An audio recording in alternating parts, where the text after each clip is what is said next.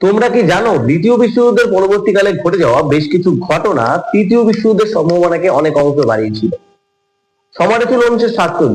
সে সময় মার্কিন প্রেসিডেন্ট ছিল হ্যারি ট্রুম্যান এবং তার যে ঘোষণাপত্র সেটি ট্রুম্যান ঘোষণাপত্র নামে খুব বিখ্যাত ছিল। এই ঘোষণাপত্রে বলা হয়েছে তুরস্ক এবং গ্রিসের মতো দেশকে $400 মিলিয়ন অনুদান হিসেবে দেওয়া হবে।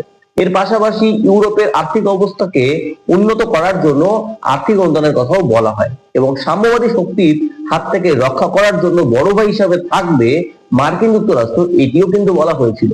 ঠিক একই বছর মার্কিন পররাষ্ট্র সচিব জন মার্শাল যুদ্ধ বিধ্বস্ত ইউরোপকে তার আর্থিক অবস্থার উন্নতির জন্য আর্থিক অনুদানের কথা বলে।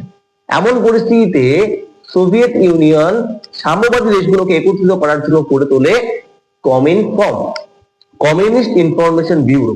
এবং সোভিয়েত রাশিয়ার যে পররাষ্ট্র সচিব ছিল মলটোভ 1949 সালে মলটোভ পরিকল্পনা জারি করে এবং সেখানে বলে সাম্যবাদী জোট বা দেশগুলোকে একসঙ্গে থাকতে হবে এবং একসঙ্গে এদেরকে কাজ করতে হবে এবং পরবর্তীকালে তৈরি করে ফেলে কমেকন, যেখানে সাম্যবাদী দেশগুলোর ব্যবসা বাণিজ্য, তাদের আর্থিক অবস্থা এবং যুদ্ধাস্ত্র উন্নতিকরণের দিকে তারা লক্ষ্য করেন এবং যার ফলে তৃতীয় বিশ্বযুদ্ধের সম্ভাবনা অনেকটা বেশি বেড়ে গিয়েছিল।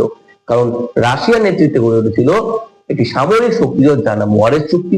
আবার অপোজিট সাইডে মার্কিন যুক্তরাষ্ট্রের নেতৃত্বে গড়ে উঠেছিল ন্যাটো, সিয়াটো, সেন্টো এবং মেডের মতো বেশ কিছু সামরিক শক্তি জোট। ভিডিওটি কেমন লাগলো অবশ্যই জানাও, আর এরকম ভিডিও পেতে আমার চ্যানেলটিকে সাবস্ক্রাইব করো। কমেন্ট কম।